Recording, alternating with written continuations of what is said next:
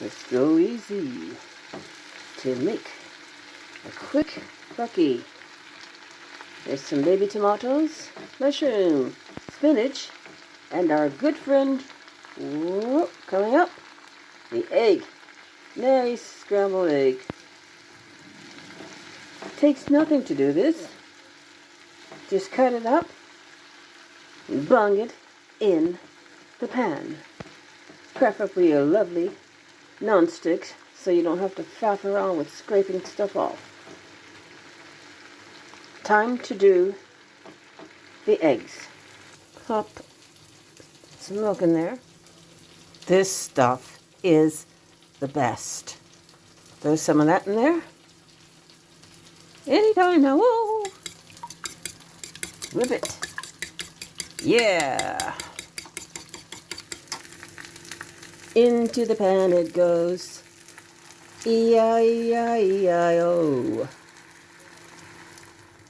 Give it a bit of a squish about. You can put cheese in there as well if you're in the mood and you got room in your belly, which I shall do right now because I do have room. A bit of grated cheese left over from some macaroni I made the other day. This is the beauty of the non-stick pot. Look at that.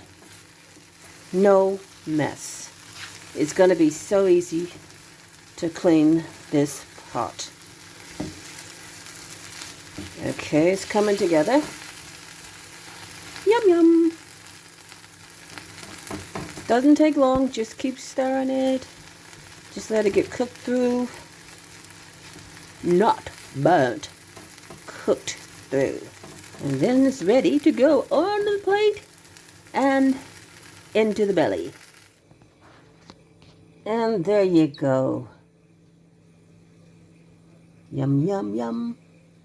And these crunchy bits are the cheese, which adds a nice chewy texture to the dish. But right now, it is time to dig in.